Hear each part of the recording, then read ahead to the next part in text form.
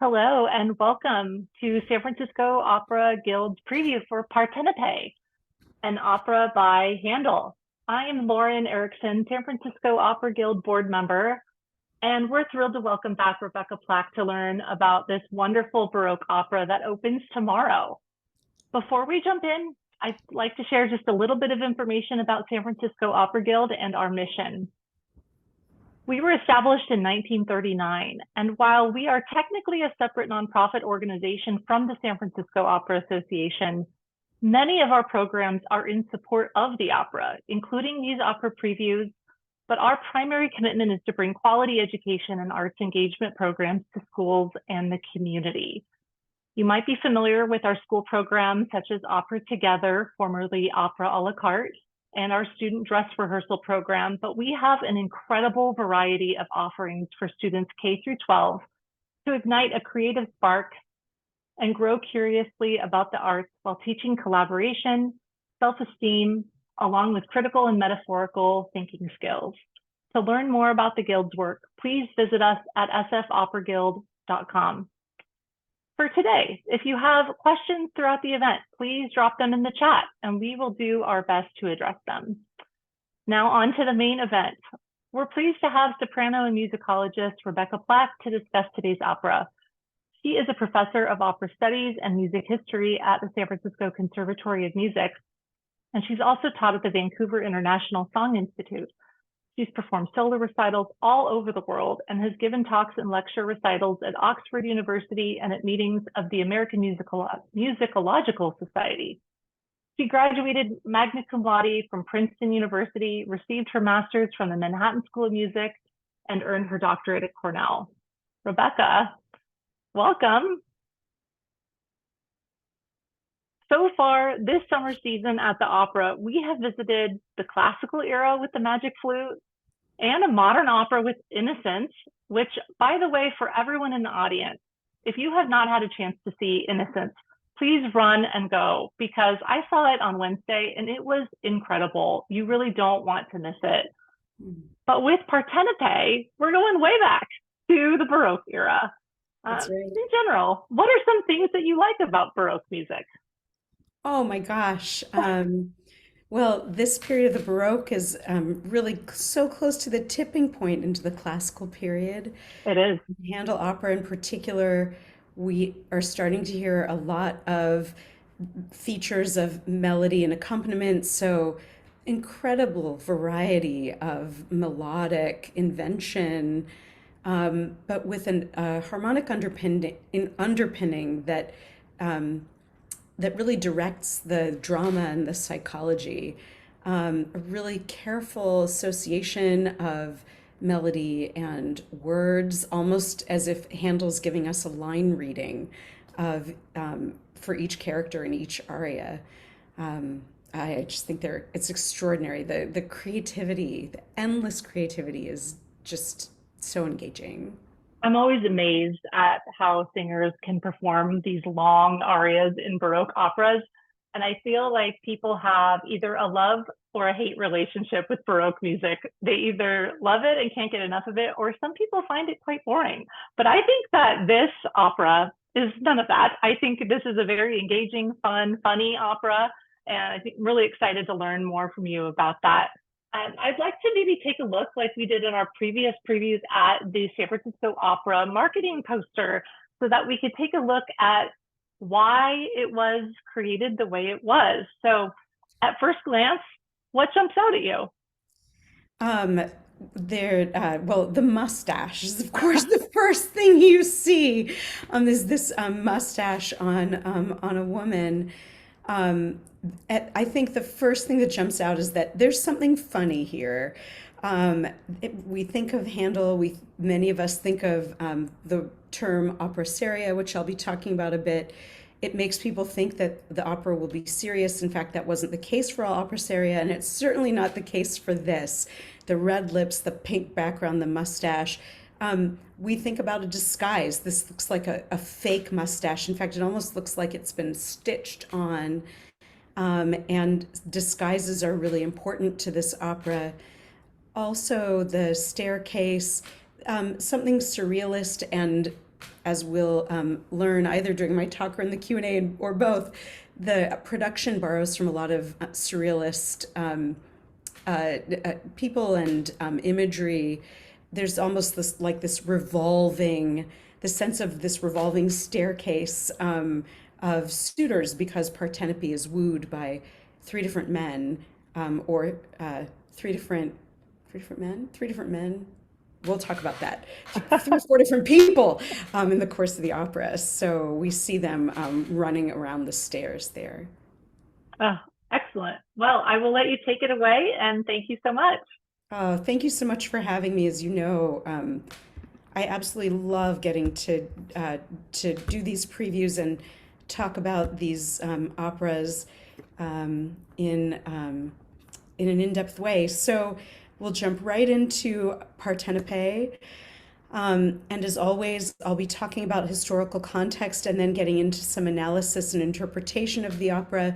But we'll start tonight by talking a little bit about Handel, and how we think of opera seria as a genre in his own lifetime, because although Handel opera has entered the operatic mainstream, it's typically not quite as well known to people as, say, Puccini, Mozart, Wagner, and others. So we'll start with a little bit of background, and then I'll introduce the main characters by talking about their first arias, and we'll consider what kinds of voices sing this opera.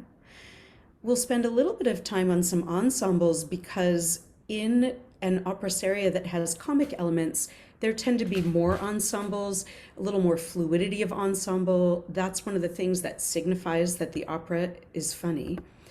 And then, as Lauren said, people often either love or hate this music, whether it's the singers or the audiences, partly because there are so many arias. But I'm hoping tonight to make those arias come alive for all of us here and be much more engaging than they might be otherwise. And then at the end, if there's time, I'll talk a little bit about the idea that Partenope might be a feminist opera, and we'll see where we go with that. So, a brief introduction to Handel. The musicologist and writer Richard Cheruskin called Handel a member of the class of 1685. And what he meant was that Handel was born in the same year as these two people, Johann Sebastian Bach and Domenico Scarlatti. Bach and Handel were actually born in towns that were only about 130, 135 miles apart, just about the same distance as the distance between San Jose and Sacramento. They were both German speaking. However, their careers could not have been more different for two musicians born in such geographic proximity and at exactly the same time. Bach, as I'm sure many, if not most of you are well aware, spent most of his career working for the church. He wrote many religious cantatas and a lot of sacred music. He, of course, wrote a lot of keyboard music as well and other things. But his was a career supported by the church and by noble patronage. Not so Handel, whose career was supported primarily through opera, the opera entities in London where he worked, and he, as an investor in his own opera company, was an early musical entrepreneur. So very, very different kind of career. The town that he was born in is called Halle. It's near Leipzig in Saxony. Leipzig is the town where the Schumanns ultimately lived, and where Mendelssohn conducted the Gewandhaus Orchestra, but that wasn't until the 19th century. Anyway, Handel grew up there. His father was a barber and a barber surgeon. He wasn't so keen on Handel pursuing a musical career, but he died before Handel came of age, and so ultimately that's what Handel did. He moved to Hamburg as an 18-year-old. He worked there first as a violinist. He played second violin in an orchestra. He was promoted to playing keyboard and was even asked to compose a couple of operas. These were both in German, and they were both written before Handel was 21.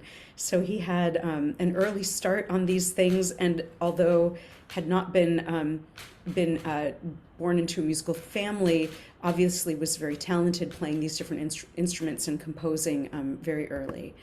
So he then traveled to Italy, where he traveled around the country with the goal of becoming familiar with the style of Italian opera. He studied with various people, and also he worked. He was commissioned to write a couple of operas while he was there, and he garnered the skills that he needed to then be hired in London to compose Italian opera. Funny then, because he's a German composer living in London and writing Italian opera for English audiences. And he would do that for 30 years. His last opera for London was Deidamia, produced in 1741. And towards the end of that period where he was producing Italian opera, he began to write in English as well, the English oratorios, and also some English music dramas, such as Semele. Though those English music dramas were produced in a manner similar to the oratorios, they share characteristics with his operas, and also share characteristics with the English choral tradition. Both works like Semele and the oratorios have Italian-style arias, but lots of big polyphonic choruses like you would hear in the English choral tradition. So that's a little overview on Handel. Now, as far as opera seria goes, in the case of Partenope, the term's a little misleading because, as we've been discussing, the opera is full of comic elements. In fact, the term opera seria was rarely used during Handel's lifetime. Instead, the term that was much more common was dramma per musica. This refers to a script that was written with the intention that it be set to music, but it's a kind of standalone drama. It would be published as a script in advance of the opera being produced, and but with the understanding that it would be set to music. So the term opera seria came to be used retrospectively for Italian operas of the 18th century that were based on heroic or tragic subjects. But these terms are rarely absolute. Even the term opera buffa is sort of funny because that term came into being around Italian comic operas of the middle part of the 18th century. But most of us know it in reference to Mozart's operas with Da Ponte. However, those operas are slightly different from, they share some features with Italian opera buffa of mid-century, but then of course they have many features that are quite different. So these terms, opera seria and opera buffa, we use them conveniently to lump some things together, but the features of each are more varied than we might expect. So it's easy to think that opera seria means serious opera, and yes, the characters were serious insofar as they weren't servants and peasants, but it doesn't mean that the opera is serious. This opera includes both comic and dramatic elements. And then as far as genre characteristics, opera seria was a reform genre. This picture here is of Queen Christina of Sweden, who abdicated the Swedish throne in 1654, converted to Catholicism, and moved to Rome, where a group of writers and philosophers, people interested in literature, gathered around her. When she died in 1689, they founded an entity called the Arcadian Academy, and their goal was to reform opera. Opera by this period had become lots of trapdoors and musicians or magicians, people floating down from clouds, explosions, many characters, plots, subplots, all about the spectacle. But the Arcadian Academy wanted to reinvent opera so that it would be more closely modeled on Greek features of Greek drama. This is interesting in that it wasn't the first time people interested in opera modeled things on the Greeks. The same thing happened 100 years before with the Florentine Camerata and the group who are held responsible for having created opera in the first place. So it's interesting that 100 years later, there's a sense of getting back to our roots. So again, modeled after ancient Greek drama in the sense that there's just one plot and no more than 8 characters, and an action that must take place in a 24-hour period and in locations that can all be reached one from the next geographically in a way that's realistic. So uh, uh, what's happening here is a kind of streamlining, greater realism, so that what is being expressed by the characters is more linked to real human drama instead of something fantastical. And then this last one surprised me when I was reminded of it. It's that the resolutions must be morally acceptable. Totally different from an opera like Monteverdi's Coronation of Poppaea from 1643, where the good people either die or are sent off to die, and it's the lovers who are having an illicit affair who triumph in the end. This would never happen in an 18th century opera seria. And I found this interesting because it reminds me of Mozart and the idea that there must be a happy ending, a lieta fine, even though it doesn't always feel that comfortable in Mozart. We struggle with the happy ending, as it were, in Così, for example. It comes kind of suddenly, and also a little bit in Don Giovanni. But in any case, the resolutions must be morally acceptable, and this will become important as we start talking about the characters in Partenope. Last thing I'll mention about the genre characteristics, as Lauren hinted, this is a genre in which recitatives alternate with arias and sometimes with ensembles. These are they're established actually by the playwright, because the playwright writes the recitatives in one kind of verse called loose verse or versi sciolti, which have 7 and 11 syllable lines. And then the arias are written in lyric verse, versi lirici, that have regular meter and rhyme. So these parts of the opera are they must be written this way. However, then as now, people preferred the arias to the recitatives, and actually in performance in the 18th century, sometimes large parts of the recitative would be cut.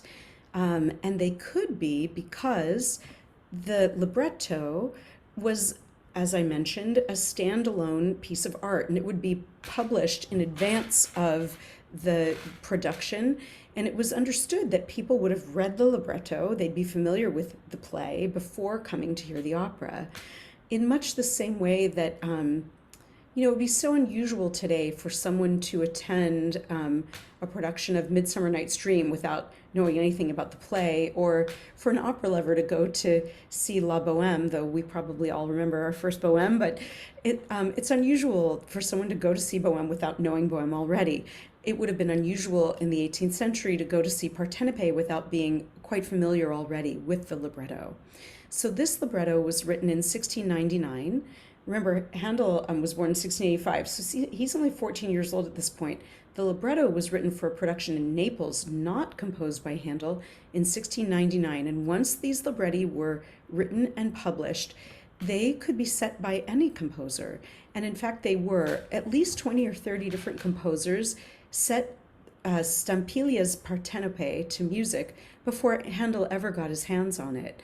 And in fact, his version is based not on this 1699 version, but on a reworking by the composer Antonio Caldara, who set it to music for performance in Venice the 1707-1708 season when Handel was in Italy. And we know he heard it then, in part because if we compare Caldara's version with Handel's version, we can see that Handel uses some of the same cuts and adaptations in the text that Caldara used. Now, you may also, if your Italian's very good, you may already have noticed that it's Stampiglia who gets top billing here on the cover of Partenope, and in fact, the composer of this Naples production isn't on the cover. We would find this surprising because we talk about going to San Francisco Opera to see Handel's Partenope. But in Handel's lifetime, the librettist got top billing, and that this would have been Partenope by Silvio Stampiglia, set to music by George Friedrich Handel. So if you have questions, I'll just remind you, please do, or comments, please pop those things in the chat, because I'll really look forward to hearing your thoughts and answering any questions at the end of the presentation. So let's talk a little bit about plot, characters, and how Handel brings the characters to life. I find it, even though there are only 6 people on the stage, I find it confusing to keep track of them when I just read the plot summary. So I'm going to do my best to bring them to life for you here tonight. We start with Partenope, the Queen of Naples. There was a mythological character named Partenope. Actually, there were a couple. There was the siren who failed to seduce Ulysses, and then drowned herself on the shores of Naples. And then I think she reappears in other stories as the Queen of Naples. But this story does not come from mythology. It's truly historical fiction, and the opera was written about Partenope because it was written to be performed in Naples. So it's a celebration of Naples, if you will, or at some level. And then Partenope, as you can see here, is in the middle of a love triangle that involves the person in the green suit, who's a woman playing a man. It's Rosmira disguised as Eurimene. She was formerly betrothed to Arsace, but he broke off their affair to come and woo Partenope. And Arsace is a prince of Corinth, and he's the fellow in the blue suit. And then there's also Armindo, who's another prince, Prince of Rhodes, also a suitor to Partenope. And there's a third prince, Emilio, the Prince of Cuma, in love with Partenope. And his role in the opera is to show up at the end of Act 1, attack at the beginning of Act 2, and be taken prisoner. And that sets into motion the most important element of the plot, which is the ultimate unmasking of Rosmira. You can see here that everyone but Partenope has a mustache. Again, that's part of the idea of someone being in disguise. I think also it makes it lets us know that even though there is a love triangle, which becomes a little bit of a quartet, it's not meant to be taken too seriously. Everyone's wearing the same mustache. And then there's one other character, the captain of Partenope's guard. His name is Ormonte. I'm going to play the first aria that each of these characters sings. Aria of introduction is not an historical term. It's just what I'm calling these because they are, in this production, the first aria that each of these people sings. So Partenope's aria is a celebration of Naples. Apollo, please make Naples great, and I hope everything will go well for us and everyone will be on our side, and so on. Then Rosmira enters, and Arsace recognizes her, even though she's disguised. He recognizes her as his former betrothed, and that's his aria, where he recognizes her. Armindo, after they exit, Armindo confides in Eurimene that he loves Partenope. And then, after Armindo leaves, Rosmira scolds Arsace for abandoning her. So again, I'll play each of these arias, but before I do, and this gets back to Lauren's first point, the form of these arias is, for the most part, fixed. They're called da capo arias because there are 2 sections, A and B, but after the B section, the A is repeated da capo, from the head, from the top. So what we hear is A, B, and then a return of the A. When the A section is repeated, it may be, and usually is, ornamented. Also, fast arias usually feature many, many notes. We call this this kind of section a coloratura section. This refers to there being many notes on a single syllable. That's also called a melisma, but in this genre, it's typically called coloratura.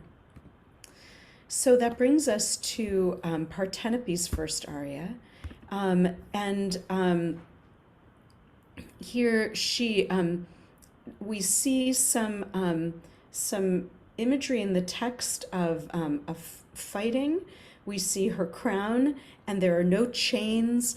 These are things that are related to power, and also to a kind of sovereign power, love and destiny. Destiny, I guess, being the sovereign power. But the presence of love here tells us something about Partenope's character. And she's costumed here just very strong sexual woman, and that comes through in her music as well. What we'll listen for here is all of that fast coloratura. It's on the word fight. And so this is as if Partenope is not saying just love and destiny both fight on my behalf, but she's saying love and destiny both fight on my behalf. They fight. So knowing where the coloratura comes helps us to really get engaged with these arias and get inside the psychology of the character and their emotional state in this moment. She gets carried away with her power, and the idea is for us to get carried away with it too, and to admire it. She also sings a very high note in this aria, the highest note that Handel wrote for soprano in any of his operas. It's a high C. And those of you who are really familiar with opera might be thinking, C's aren't that high, but they were for Handel.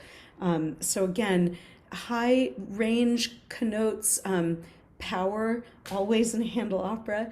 And she's a very powerful character. Let's listen to that and see if we get that feeling from this aria.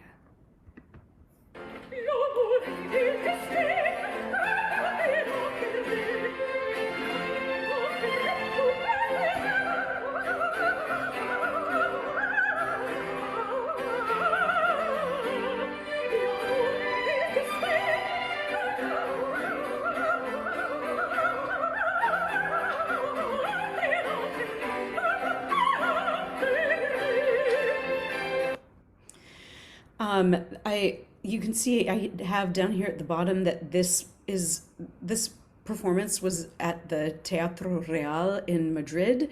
It's a co-production with San Francisco Opera, so this is the production that we'll be seeing at San Francisco Opera.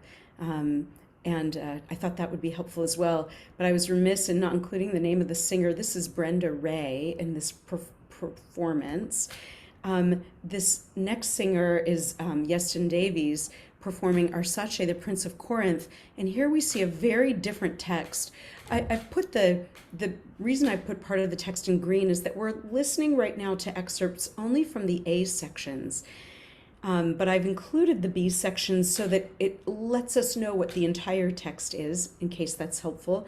And this really is, because it's really a funny A section. For the entire A section to consist of him saying just, either Eurimene resembles Rosmira, or Rosmira resembles Eurimene.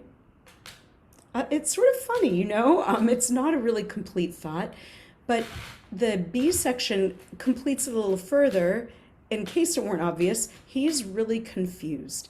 And the music here is music of confusion as well. We hear Arsace doing a lot of upspeak, where he finishes lines going up often, not always. When he goes down, at first he doesn't go down to the home note of the key, but he goes below it. So he goes above and below the home note of the key. He can't quite find his footing, and sort of floats around.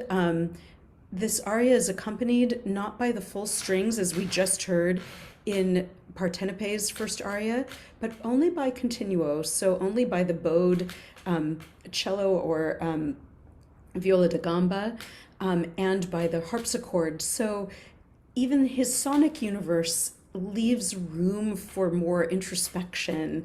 And it's not the violins that confidently forge ahead, playing something between his statements of his A section, but instead The cello echoes his melody and echoes his confusion, as if he just can't let go of this. It's rolling around in his mind. Um, Absolutely brilliant psychological portrait of what confusion might sound like if it were set to music, which it is.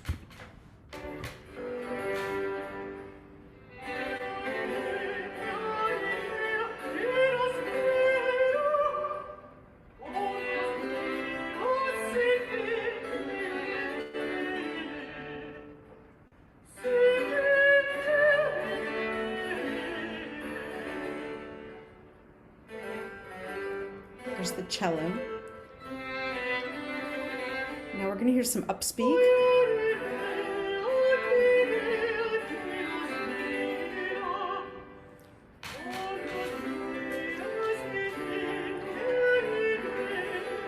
More.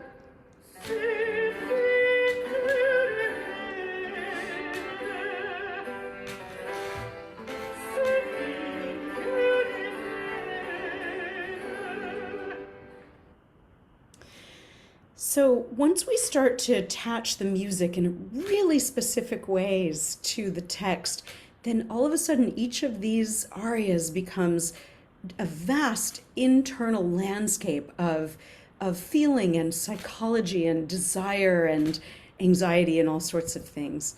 I'm jumping the gun a little on anxiety because I'm going to talk about that now in Armindo's aria, sung here by the countertenor Anthony Roth Costanzo. Here the A section says, I want to tell my darling that I sigh, weep, and die, and that at least I need pity.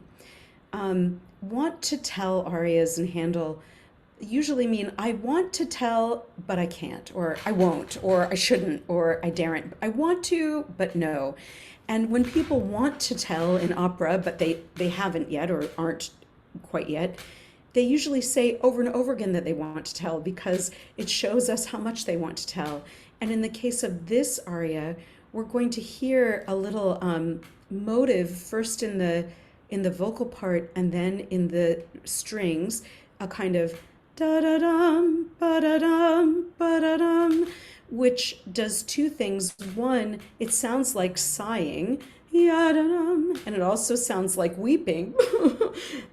But also its persistence in this narrow interval does, I think, sound quite anxious. It lets us know that that Armindo is kind of fixated on these feelings and worried. So let's listen to this and watch the staging. There are ways in which this aria could be taken entirely seriously, but except for that anxious motive, and the staging, I think, does a terrific job of telegraphing to us that this is not meant to be taken entirely seriously.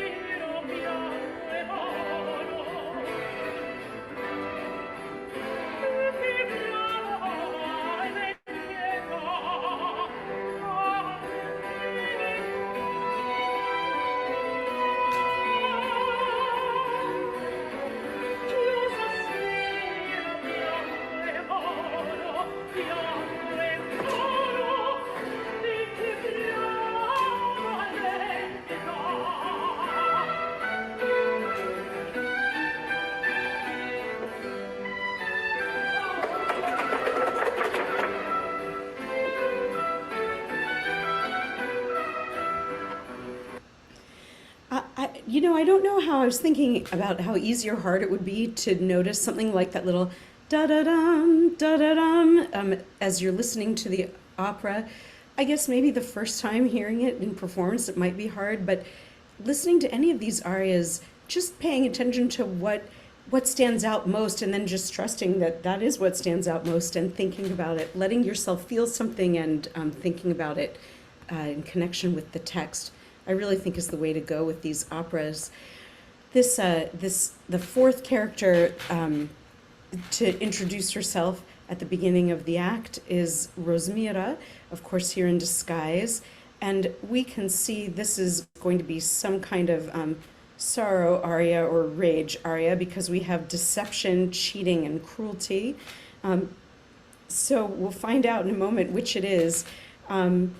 There is coloratura in this aria as well, and it's on the word "you deceived me," deceived. So when Handel chooses to emphasize the word deceived in that way, it's as if she doesn't just say, "Then you deceived me," but "Then you're a lying, cheating sack of whatever." That's the effect of having all the fast notes on the word deceived.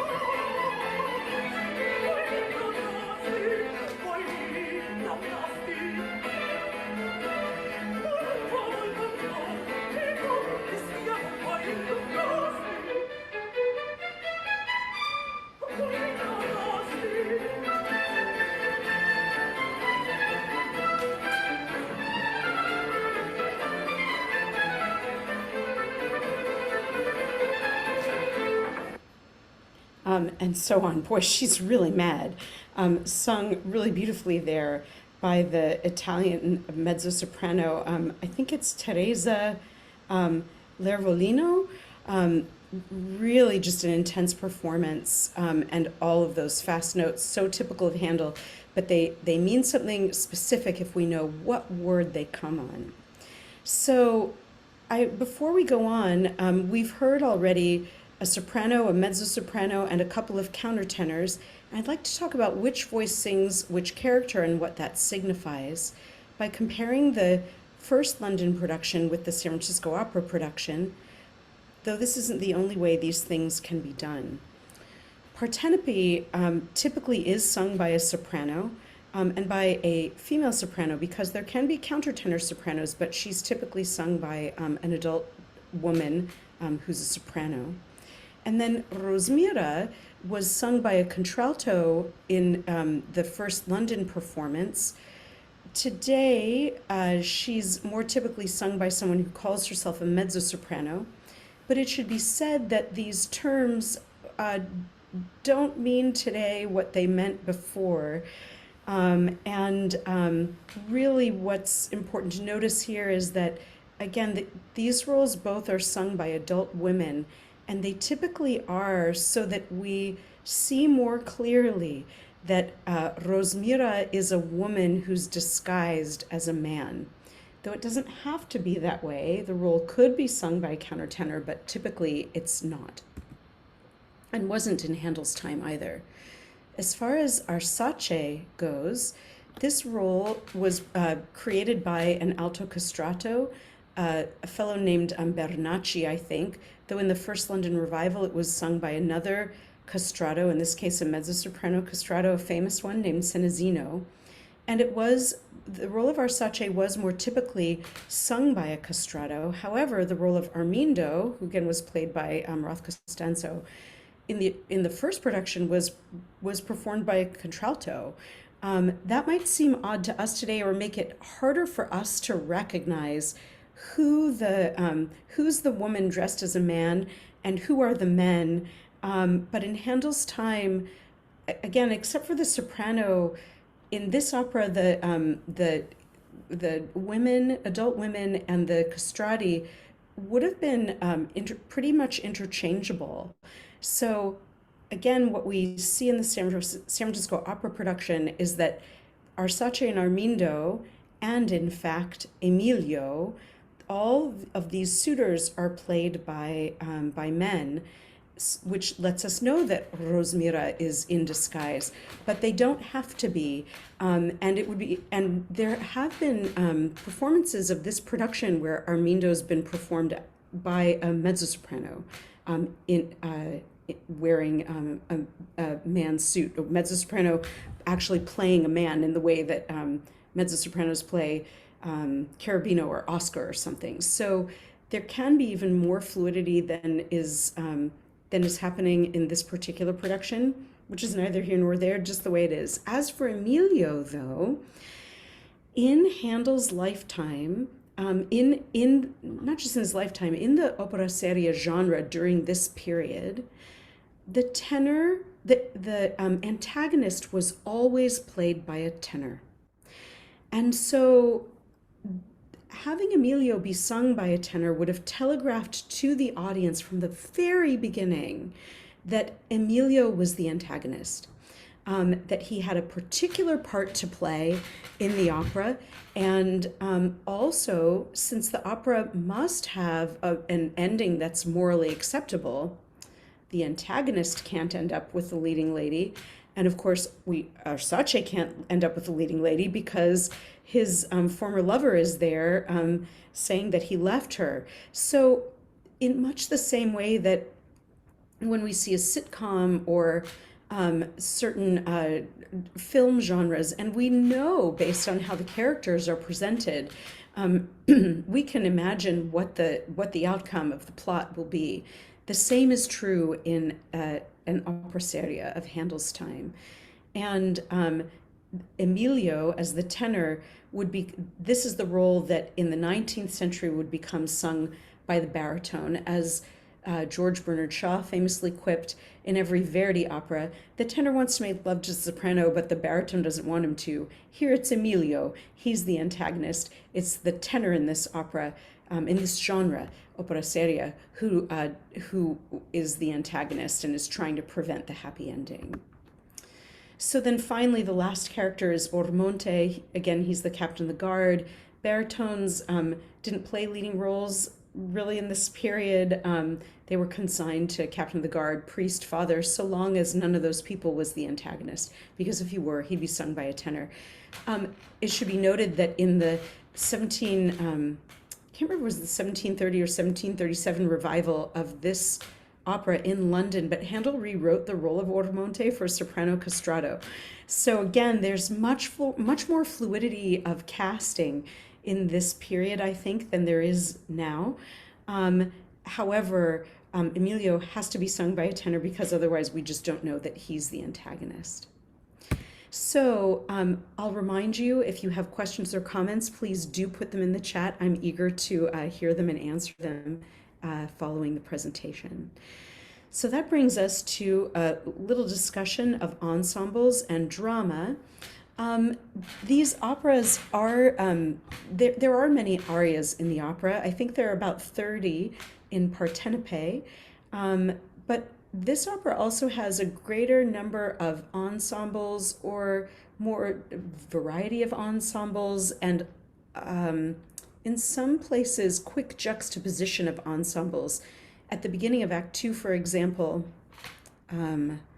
at the beginning of Act 2, Emilio attacks, and there's this rapid fire, short sinfonia, recitative, more sinfonia, because in a sinfonia we can have trumpets and drums, and that shows us that there's fighting, and then there's a quick heightened recitative for someone, and more sinfonia, and there's a chorus where people are all singing, and the chorus is sung only by the 6 principal singers in the opera. There isn't a huge chorus that comes on, so when they sing the chorus, It sounds like a sextet, actually. So there's a lot of fluidity of ensemble in this opera, and that's something else that telegraphs to us, that signifies that this isn't entirely serious, that it has comic elements as well.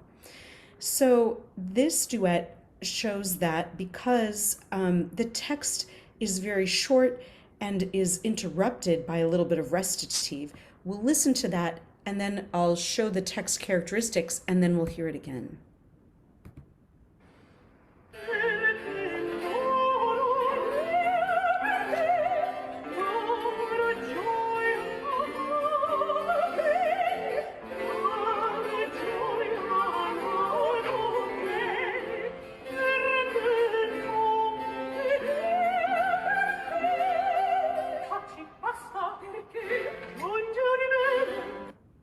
So there we hear the difference between metered music, da da dum bum, ba da da da dum, ba da da da, with a regular pulse, and this thing that comes in, shh, quiet, why? Here's a, you're very, very talky.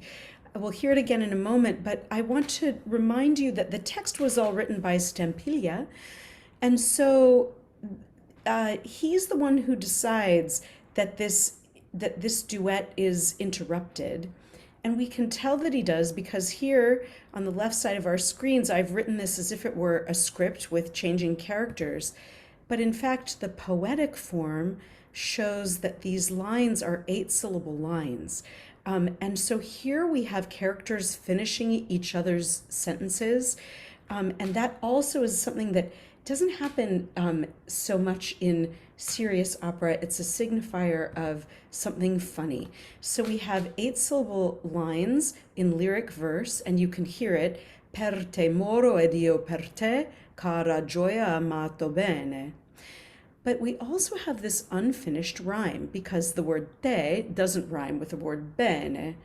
So it's Stampiglia who's decided that the duet is interrupted by this line of recitative. And again, Arsace and Partenope here are interrupting each other.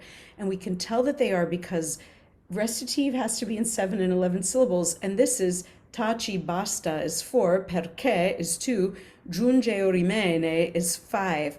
So this rapid fire interruption signifies a certain kind of speech.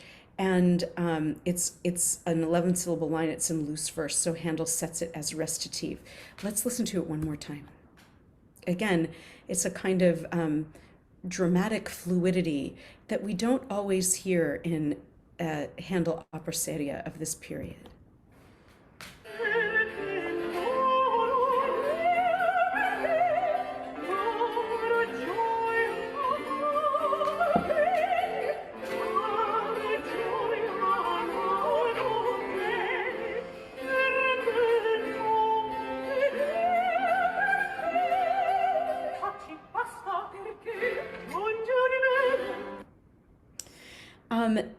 Arsace sings quite a different duet at the end of Act 2 with Rosmira, but let's just make sure we've got some synopsis going here so we are all keeping up with what the opera's about.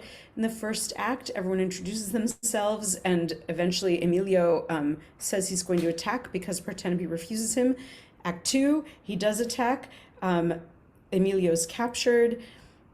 And ultimately, by the end of the act, Rosmira and Arsace struggle with their conflicting emotions of being attracted to each other, being drawn to each other, but also anger and frustration and so on. So we can see here, I've put Rosmira's text in green just so we can see what's happening with each character. But here, it's the first two exchanges that comprise the A section. Arsace has two questions. Will you always mock me like this? And she says, jerk. And he says, you know, is the anger forever in a nest in your bosom? And she says, jerk. And then instead of asking these questions, he enters a plea. You know, please don't be so angry with me. And again, I haven't included this, but she'll say, faithless wretch, you jerk, infido ingrato. But she's going to say it in a different way after he actually pleads with her not to be so angry.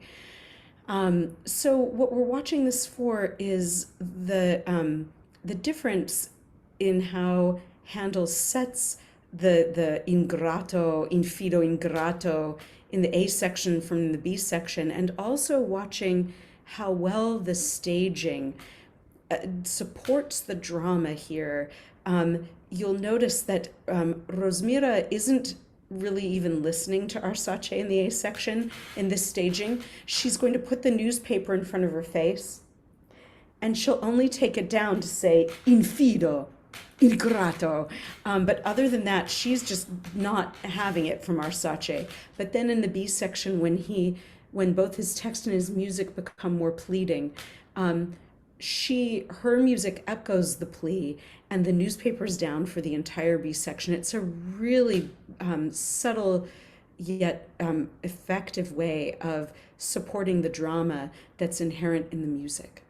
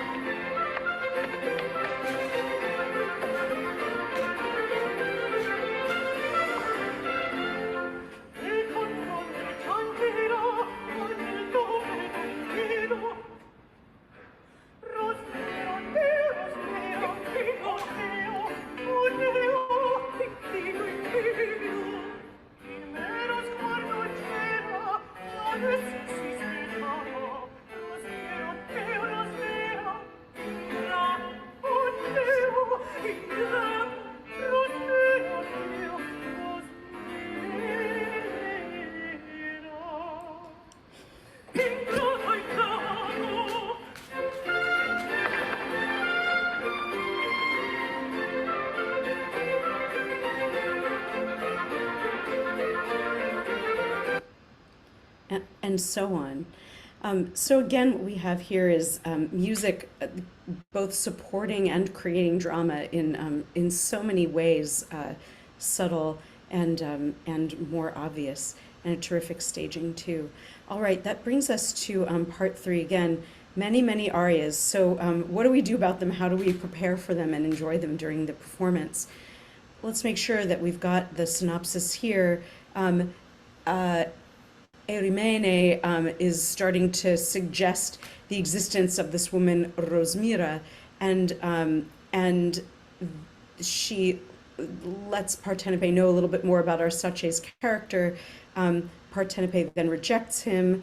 Emilio offers support. Arsace asks for forgiveness. But all of this is driving towards something that, again, just like in a standard comedy type today, you know, if you've got a woman dressed as a man, at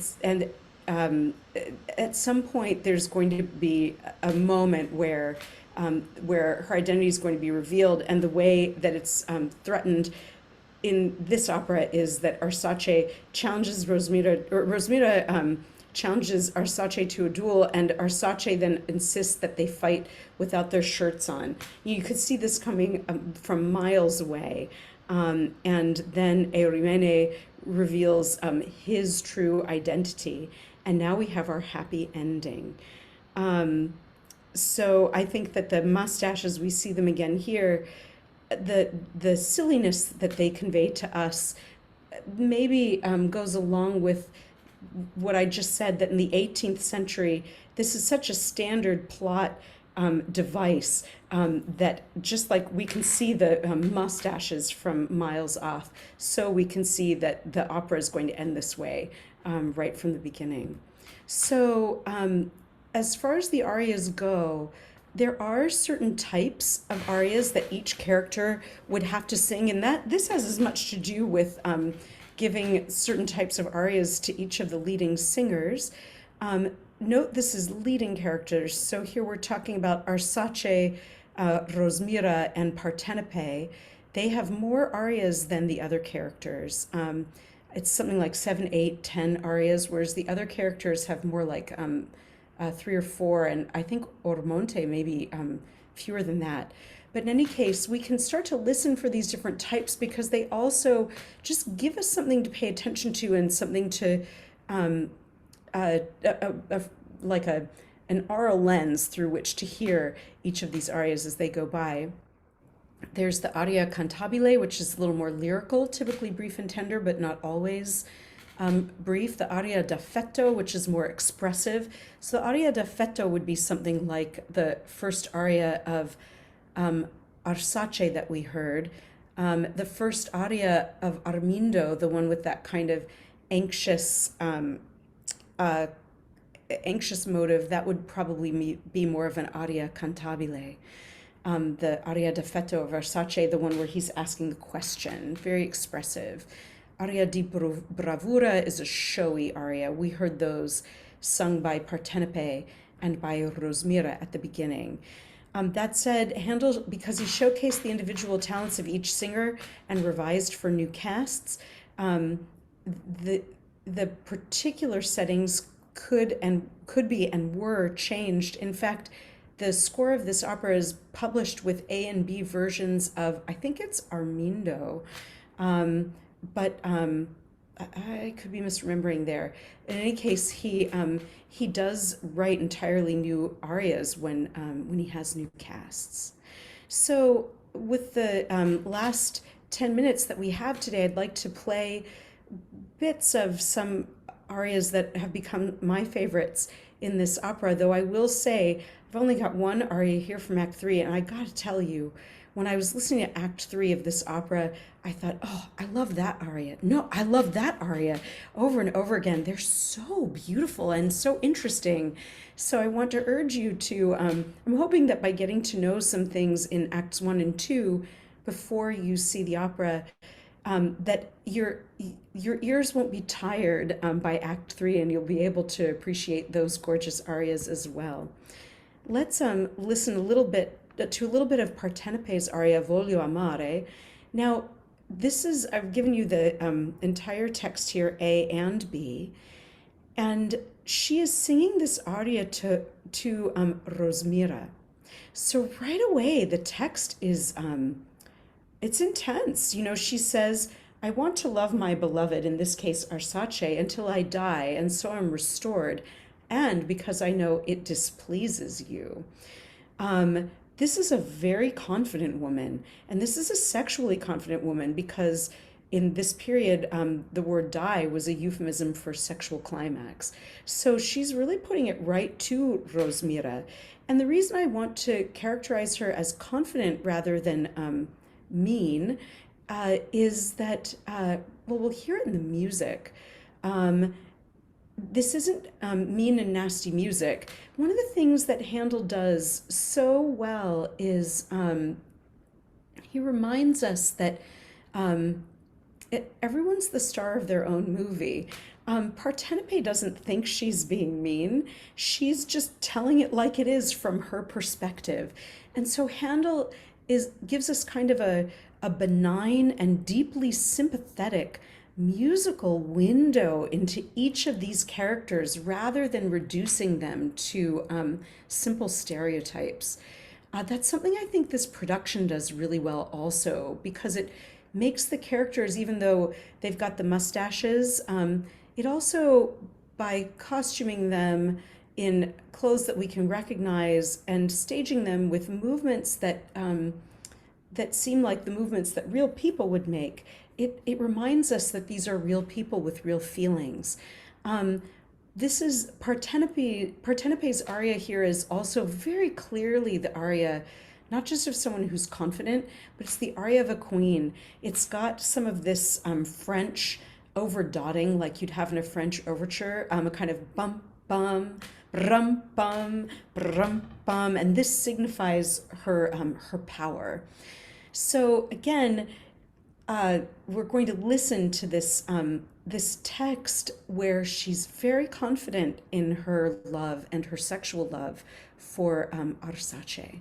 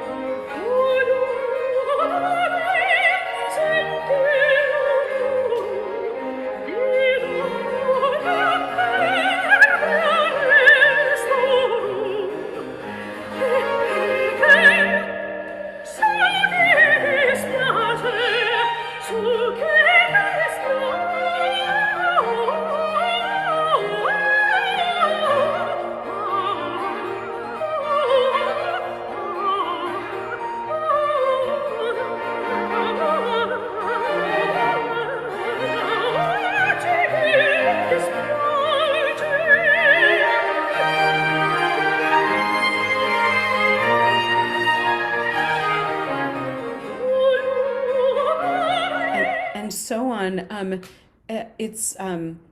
It's important to note that the word that where all the coloratura is in this aria is the word spiace. So she's definitely sticking it to Rosmira. Anyway, it's a quite a powerful aria. Moving on now to her aria from the beginning of Act 2, Qual Farfalletta, or from the end of Act 2, sorry. In this aria, she also portrays herself as a lover, but this is a slightly more gentle, soft, flirtatious lover. We hear it in the music, which no longer has that overdotting, but a softer dance form, lots of fluttering like a butterfly. However, the aria is very much kind of the other side of the coin from the one we just heard. I'm going to play the beginning of Voglio Amare again, because if we listen to the two arias back to back, we'll hear they're in the same key, and they have a lot in common with each other. Here's the beginning of Voglio Amare again.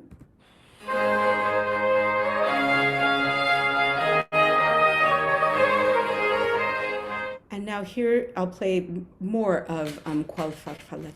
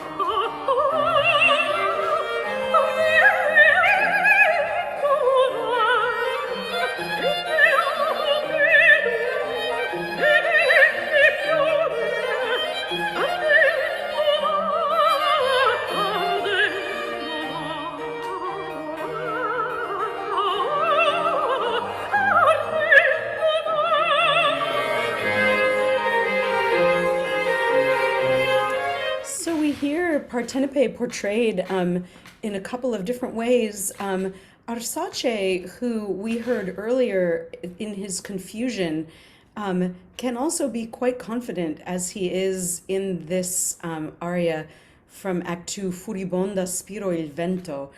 Furious blowing winds in Handel. We can almost guess we're going to have this huge whoosh of the strings. If you're a fan of Vivaldi's Four Seasons, it sure reminds me of that kind of string writing. Um, and um, and anyway, this would be the aria di bravura, or at least one of them, that Handel wrote for the castrato, who sang this role, whether it was Bernacchi or Senesino. But it's the chance to show that in the character. So we see in the text that he is agitated by something external to him, but he for sure is up to the challenge of singing it. So it comes across with considerably more confidence than the aria we heard earlier.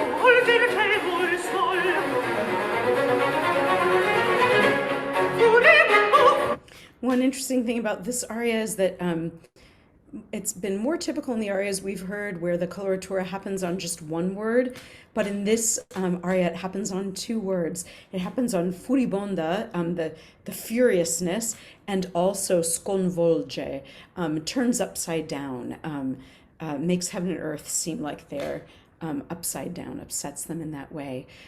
So there's a lot of agitation that Handel signifies by putting coloratura on two words. The last aria I'd like to play just a tiny bit of is this one from Act 3.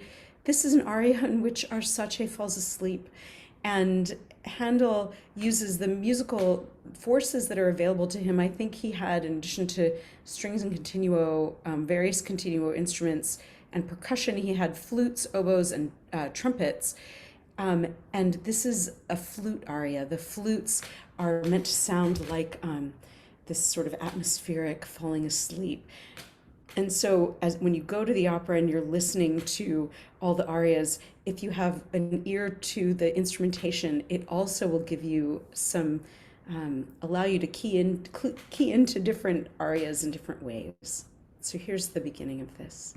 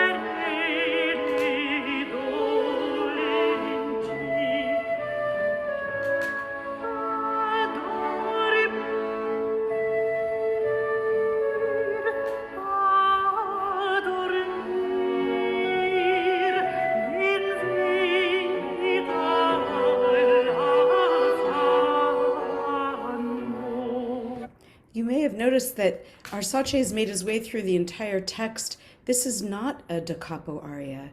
Um, this aria is done all in one section. It's as if he falls asleep before the da capo can happen, but again with all those atmospheric flutes. To conclude, I brought up this question of whether Partenope is a feminist opera because in the book, the it still was published decades ago, but it's still considered to be the book on Handel opera by this scholar Winton Dean. It's Dean who proposes that Partenope may be a feminist opera on the following grounds: that Partenope is a queen, she's not married, and yet she's the sole ruler of Naples. And he believes Partenope and Rosmira are stronger characters than are Armindo and Arsace. He describes Arsace as guilt-ridden and under Rosmira's thumb for the entire opera, and notes that Armindo is too timid to declare his love, as we heard earlier. Dean also notes that Partenope is one of only two Handel operas that's named for its heroine. The other is Rodelinda.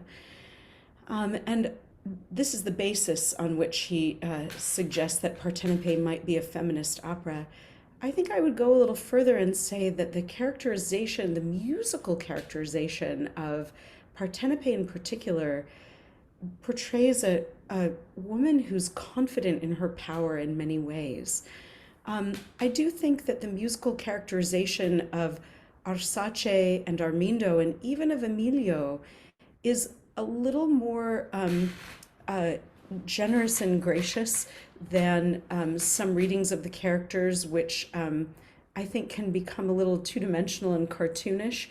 Emilio, you'll hear in Act 3, has an absolutely gorgeous aria, and these arias remind me that other people may see us in a particular way that's two-dimensional, but we on the inside feel um, like we have a much richer landscape maybe than how other people see us.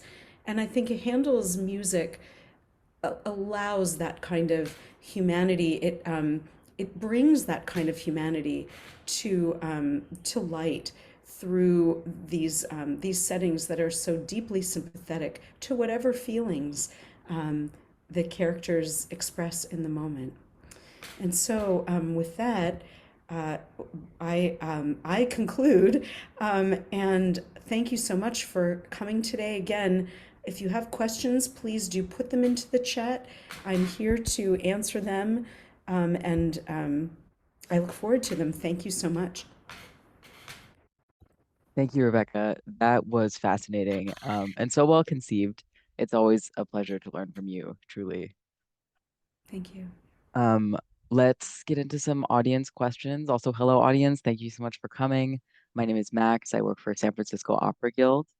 A first question to start things out. You mentioned that baritone and bass singers don't receive leading roles during this time period. What can you tell us about why that's the case? Well, during this time period, the leading roles all went to higher voiced singers.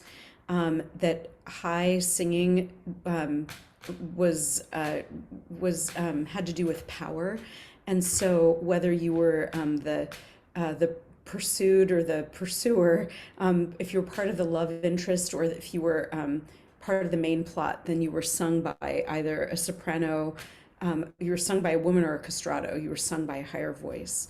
Um, and Gosh, that's a really good question.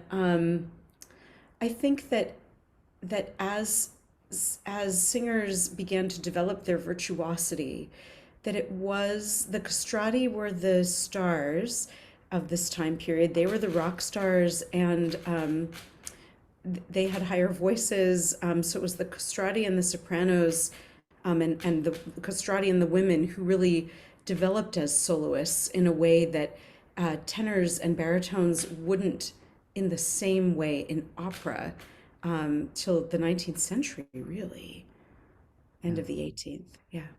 that's super fascinating and makes a lot of sense about the virtuosic singing in the higher register. So thank you. I I have a question. I was down in the house recently, and I noticed that this production involves two harpsichords. Is that standard for this opera? Do we always need two harpsichords for this kind No. of? No. Mm-mm. I wonder when I hear that, it makes me wonder whether one of the harpsichord players is playing all of the recitatives and the other may be playing in the arias. It's a different kind of playing. The the the the person playing in the arias is going.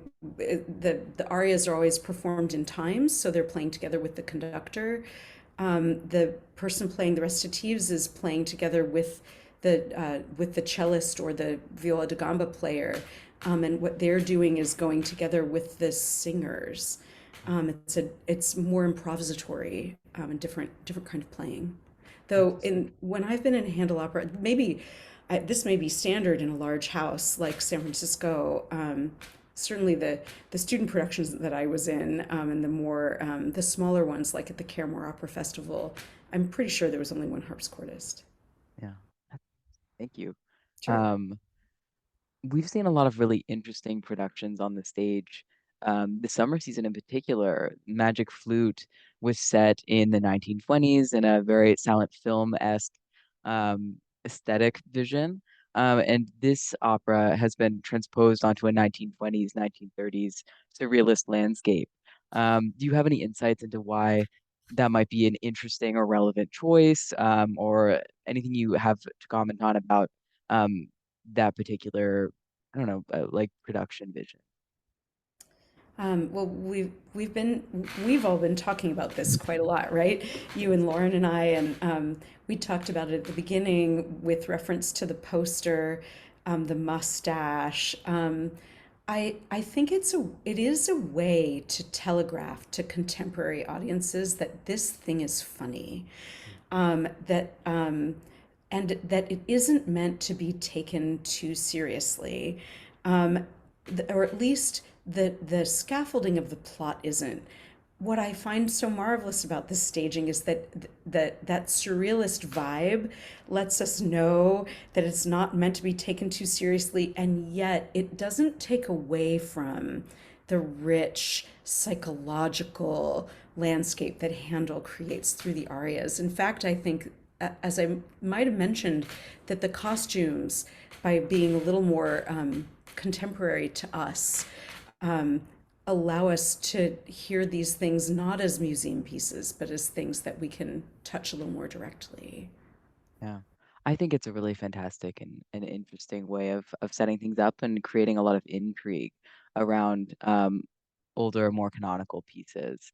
Yes. Um, I think maybe as sort of a concluding question, um, it seems like there's kind of this back and forth about whether Partenope is a truly feminist opera. I think it's definitely very compelling how much power Partenope has and the dynamic between Rosmira and Arsace.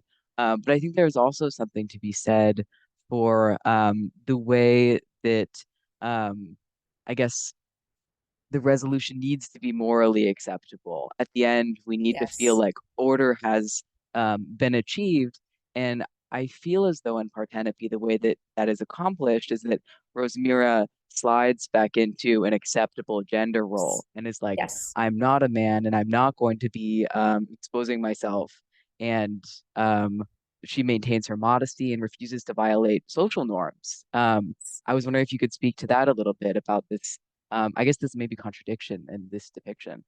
Well, I'm so glad you brought that up because I Winton Dean was writing. I can't remember when the book was published, but it's a few decades ago now, and it's one way of thinking of it. I mean, on the one hand, at least as you said, she is powerful, and her power is not disputed. But at the end, what you said about Rosmira, and then of course also Partenope marries Armindo, and it is all couched in this kind of early 18th century gender roles and morality. That said, I think when I first started preparing the opera, I was thinking about how, oh, yes, of course, Rosmira would be sung by mezzo-sopranos so that we all recognize that it's a woman dressed as a man. And of course, these other roles have to be played by countertenors. But in fact, there are productions that haven't done that. And I think that there's the opportunity to create, to cast differently, um, to portray the characters with a greater gender fluidity, and even to rewrite the ending. I wouldn't be above that. I just these. I think it's important to understand the ways in which these operas were of their time, and to allow them to live in our time as well. Yeah, absolutely. Well, thank you, Rebecca. I think I'll sign off. I'll hand things over to Peggy and Lauren, but thank you again for joining us. Thank you so much for having me, Max. Thanks so much for coming, everyone. I'm going to hand it off to Peggy for final announcements about everything opera related. Hi, I'm Peggy Hill. I represent both the chapters and the previews committee. And thank you, Rebecca, for our final preview of the 23-24 season. And if you'd like to see Partenope but can't make it to the Opera House, of course, it's always fun to go live, but if you can't make it to the Opera House, it will be live streamed on June 23rd at 2 p.m. and then available for 48 hours after. All you need to do is go to the San Francisco Opera website, check for the virtual or the live streaming, and have your credit card ready. It's $27.50, but you can enjoy it at home on your computer. And so this is our last, as I said, the last preview of the summer, but we'll be back at the late August for the opening night, the masked ball, Verdi's masked ball, and we will be having a wonderful preview about that. Plus, there'll be previews throughout the Bay Area.